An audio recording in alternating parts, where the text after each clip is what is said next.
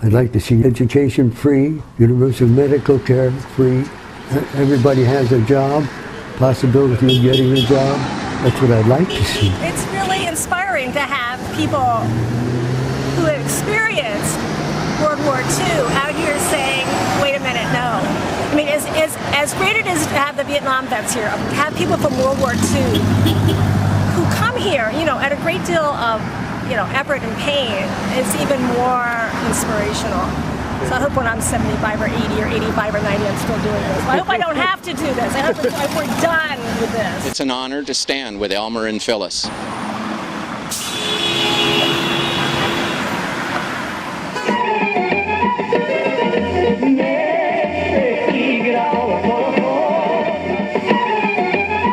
Among all the varieties of people and different kinds of people who folk dance, they tend to be the kind who literally are following their own drummer. It's not mass popular culture, even though the dances come from folk cultures around the world. To do it now in America is not a real conformist thing to do. People do it because there's something in them that responds to it.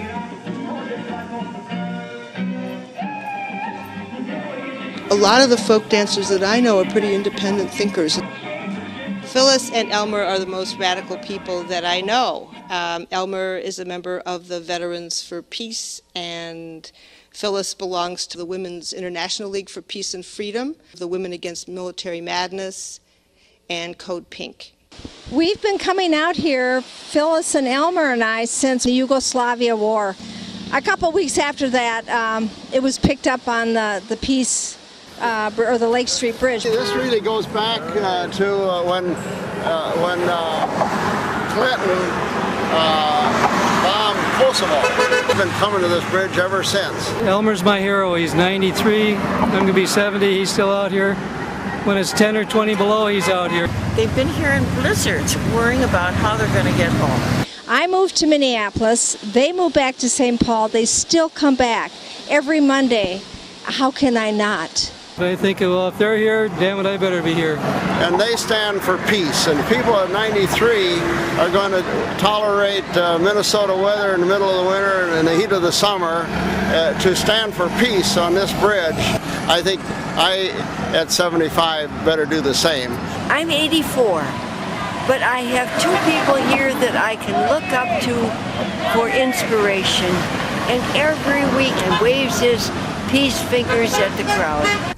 I grew up in a period which was very rough.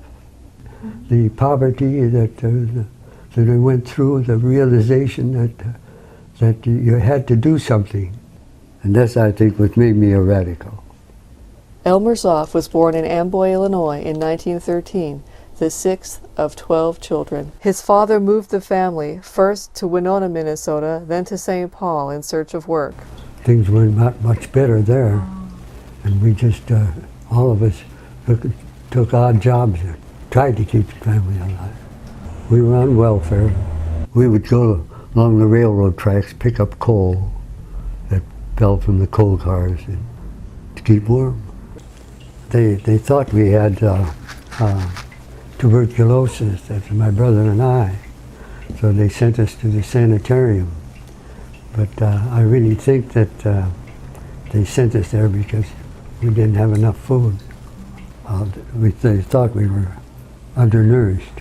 At age 17, Elmer discovered the Unitarian Society, and what he heard there made a lot of sense. Under Dietrich, he was a minister, and he was a progressive liberal.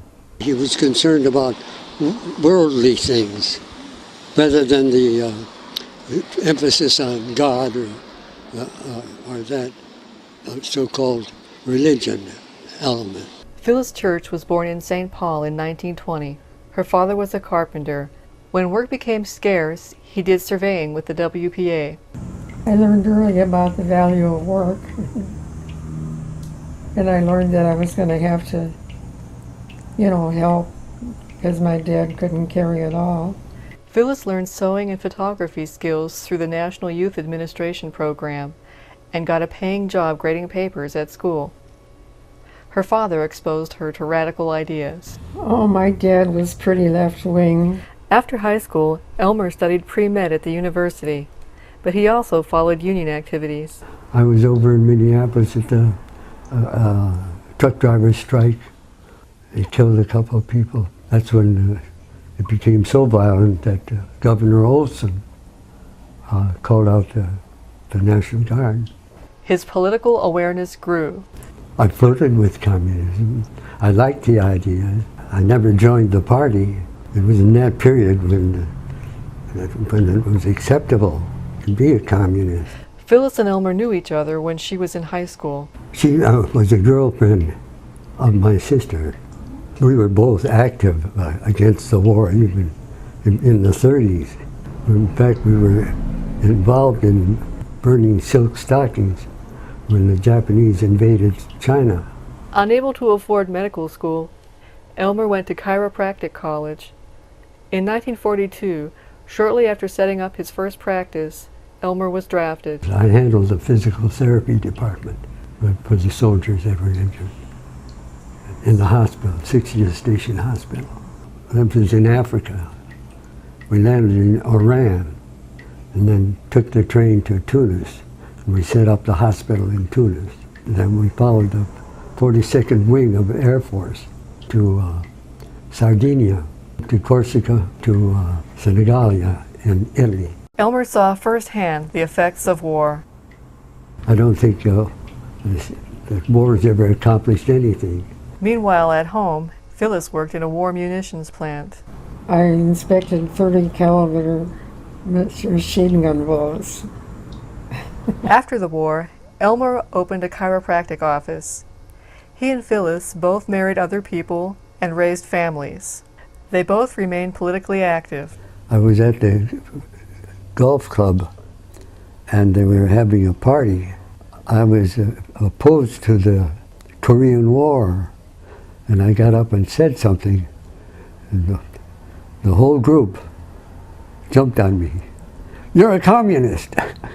I had to keep quiet.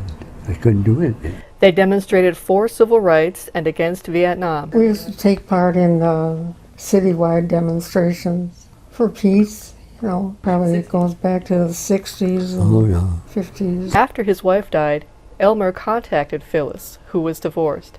She took him folk dancing. I called her one time and she said, "Well, I'm going to be out dancing over in Audubon. Come on over."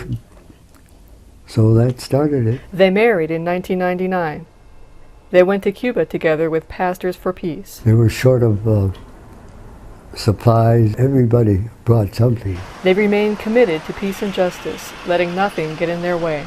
Phyllis fainted because it was a real hot day and she needed water. Well, it turns out she'd had a medical procedure that day, but she was still out here on the dam bridge. They worked hard at whatever they do, if it's dancing or it's showing up regularly for their demonstrations. Or they're very steady type people. It's a question of conscience. Every little piece of sand, you keep putting in the same piece after piece, maybe you can accomplish something, I hope.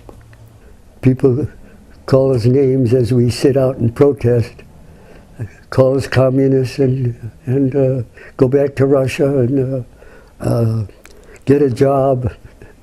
They scratched up my car, half a dozen signs torn up. We had one case where he just got out of Bosnia and he took my sign and tore it up and threw it in the trash can. The police came.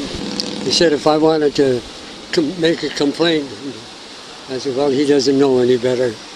You know, their values dictate their life, and they've lived it. And it just shows in their whole personality. We hope we're accomplishing something.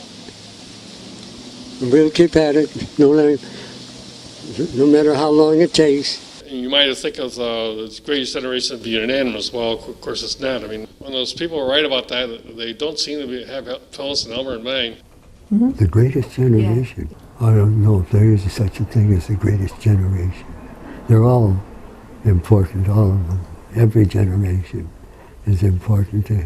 They may have different agendas, but it's a struggle. and that each generation has to meet it.